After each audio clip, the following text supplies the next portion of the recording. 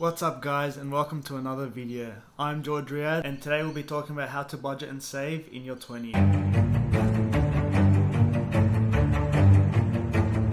When I was younger, I was spending so much money. Every single cent and dollar that I was making was being spent on food, clothes, transport and fun. I didn't know how to save.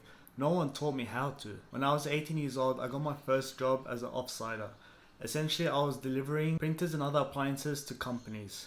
I was making easily almost $400 every single day. And on the weekends, I'll spend it all. I started to question where all my money was. I wanted to travel, but I didn't have any money. So I slowly started to save money and write down every single paycheck, how much I was making and how much my target. If you're in the same shoe as me, I'm here to help you out. So make sure you stick to the end. Also, if you're new here, please subscribe, like and comment. It will mean the world to me. So where do we start? We start by making a list of your incomes and your expenses. If you aren't sure where all your money goes, download the last 3 months of your bank statement and highlight and color code which ones are your expenses and which one is your income. When you do the math, hopefully at the end of the day, you're bringing in more income than you are spending. There are a lot of apps out there that you can use to track this, or you could build your own Excel spreadsheet. I personally like to use an Excel spreadsheet, or you can do paper and pen, but that's like the 1990s way. Now, if you're in your 20s and watching this, you shouldn't have too many expenses. You're not married, you don't have kids, you don't have a mortgage. You should be using this time to collect every single check that you're making and saving it, and possibly investing it to make more money for you. Let that $1 make you babies. Let it make you 50 cents. That will make you babies and make 25 cents and so on. That is how you progress. So, as I said earlier, I like to use an Excel spreadsheet.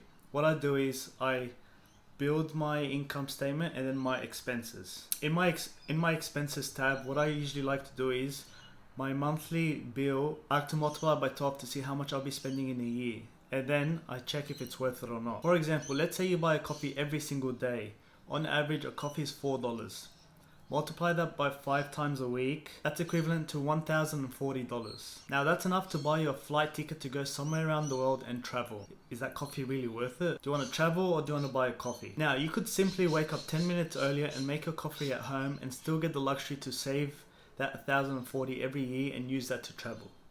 You can use this concept with anything that you do so many times in the week. Now people may have different ways of budgeting their money and allocating it to certain things such as transportation, eating out, food, entertainment, etc. If you want to set up your future right, you need to pay yourself first. Now, what does that mean? I don't mean to pay yourself first and then go and buy a Gucci shoe. No, I'm saying you need to pay yourself at least 10% of your monthly income and use that money to invest it or save it for a rainy day. If you save $100 every month, that's an additional $1,200 a year that you will have. Now, invest that $1,200 into something that will bring you a 5% return, and that will make you an additional $60. You are now $60 richer. Now in the second year, that $1,206 will turn to $1,323. That is the power of compounding. That's math. Now there's multiple ways that you can be making a solid return on your investment. You can be investing in stocks, real estate, loaning it to someone with a high interest rate, investing in cryptocurrency, or in a startup. I am not a financial advisor, so please do not take everything that I'm saying into consideration. Make sure you educate yourself and ask the right questions to the people who are professional. Now, with the remaining 90% of your income, you should be saving some for a rainy day, such as times like now during COVID, where some people had to leave their work and you needed to have some saved money to make sure that you can survive and pay certain bills. And with the remainder going for your mortgage, rent, food, electricity bills, phone bills, etc. If you're saying that the remaining money won't be enough for you to live your lifestyle, that means that you're not living below your means. You need to be cutting out on certain things. That means you're spending money on things that aren't benefiting you and won't help you to create wealth. Instead of paying $12 for a Spotify subscription, maybe consider tolerating the ads and use YouTube or Spotify for free.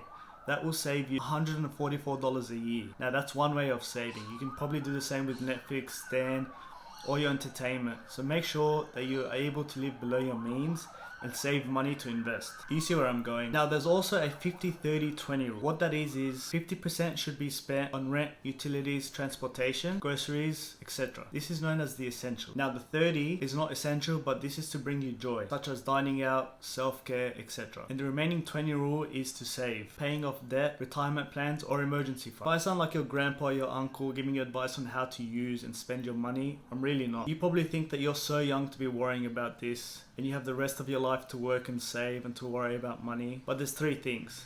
Number 1, you're wrong.